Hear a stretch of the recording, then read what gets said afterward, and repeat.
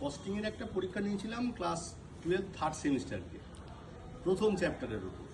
তাতে করে এরা দুজন 25 করে নাম্বার পেয়েছে। তো 35-এ পরীক্ষা নিয়েছিলাম, 40-এ পরীক্ষা হয়।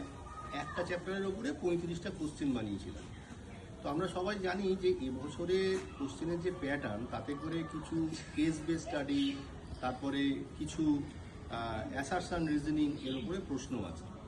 তো সেটা করতে গিয়ে আমি টেস্ট পেপার থেকে বেশ কতগুলো জায়গা তুলেছিলাম। পার্সেন্টেজের ভয়ঙ্কর ক্যালকুলেশন।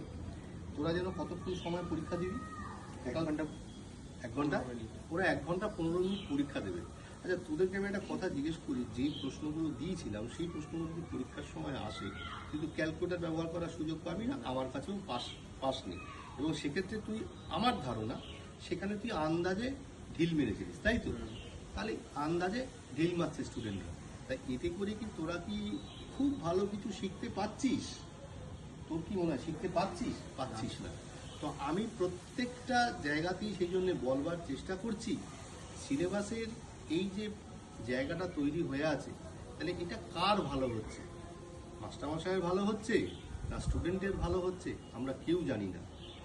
বারবার বলছি, একটু গঠনমূলক সমালোচনা, যেটা হলে আমার মনে হয় সমাজ এবং স্টুডেন্ট উপকৃত হবে। তার কারণ অলরেডি আমরা জেএনজি আন্দোলন দেখে ফেলেছি, যেখানে স্টুডেন্টই কিন্তু একটা দেশের মূল কাণ্ডারি হিসেবে বিবেচিত হয়। আপাতত এটুকুই।